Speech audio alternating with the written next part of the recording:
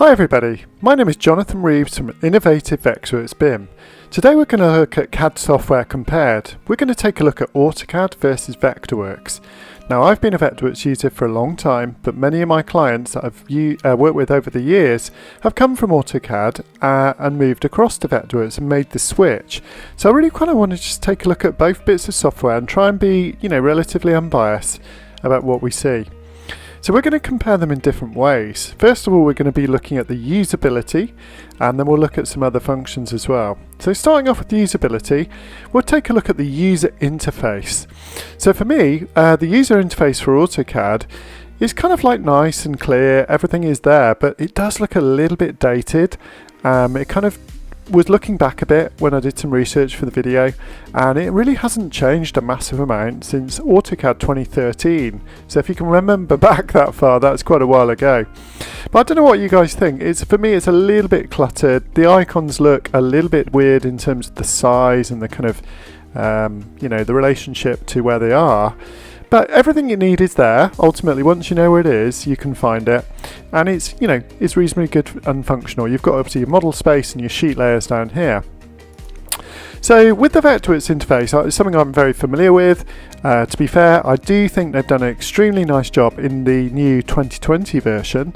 Here we can see it in dark mode on macOS Mojave, but the good thing with Vectorworks is totally cross-platform, so it will work really nicely on Windows as well. The icons now on Vectorworks are basically suitable for light mode or dark mode, so particularly on the Mac platform, that's a really nice aspect to the new icons. Down here you have the basic tools. Here you've got the tool sets for more advanced functions like the Architect, Spotlight and Landmark version. Over here you've got the object information. This is your best friend when you're working. All the information you need to do the drawing, edit the drawing is available here.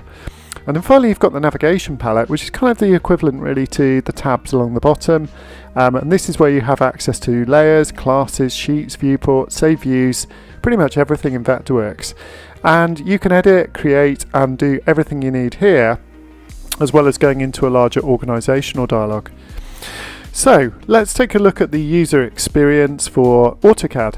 Now, I remember the days when people used to use command line for AutoCAD.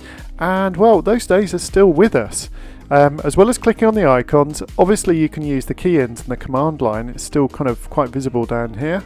So quite a big part of AutoCAD is knowing all the little secret tips and tricks and command line instructions to get you where you need to go. Now while those are cool for those guys who love using software in a clever way, for the average user, I teach all sorts of people from young right through to sort of relatively middle-aged people adapting to CAD, and they do report that the command line interface is just something that's not that intuitive. I think the Vectorworks interface is far more intuitive. You've basically got your tools and commands.